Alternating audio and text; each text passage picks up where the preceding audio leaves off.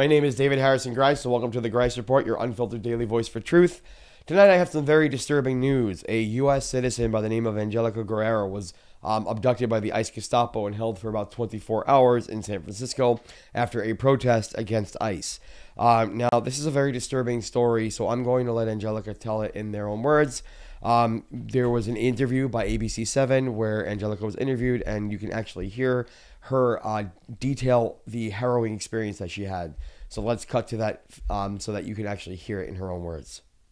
Without a phone call, without being able to contact a lawyer, anything. They could have shipped me to Louisiana. Nobody would have even known about it. Angelica is a transgender woman. She described confusion among federal agents after her arrest. She was transferred to multiple facilities around the Bay. They took you from 630 Sansom to Santa Rita. And those holding cells in Santa Rita jail are barbaric.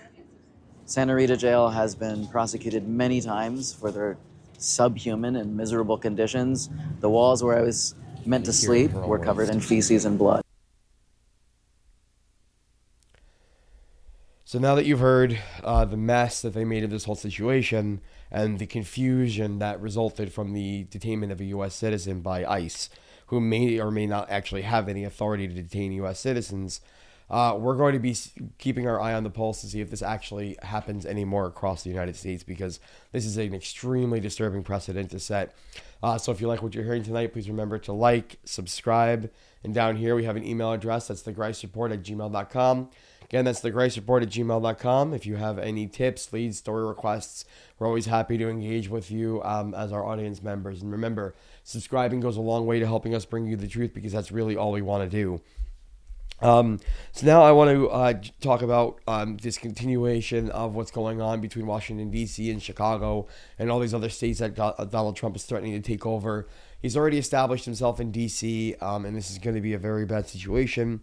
BBC News is reporting that Trump may be sending the National Guard across the next 2 weeks into about 19 states, with many of those states being Republican-controlled states, with the most presence expected in Texas. Now, this is proposed still. We don't know if this is actually going to happen. We will watch and see and keep updated, and we'll keep you updated as well. The last thing I want to touch on tonight, ABC7 also was talking about Chicago.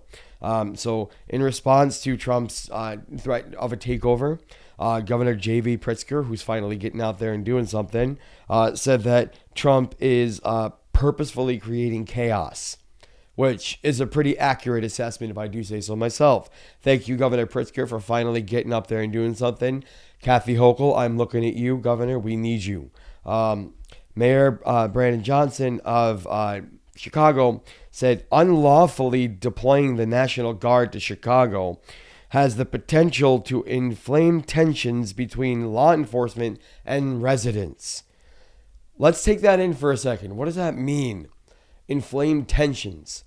Well, you have armed troops facing off with the citizens of the United States.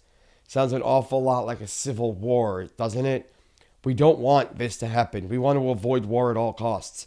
But what's going on right now sounds like a provocation. And we need to respond to this provocation with peacefully demonstrating against it and peacefully showing that we can do this and we can take back the midterms in 2026, because that's what this is all about. They are afraid, and they are afraid of what's in the Epstein files, and they are afraid of Gavin Newsom in 2028. So this is David Harrison Greis with the Greis Report. Thank you for watching, and have a great night.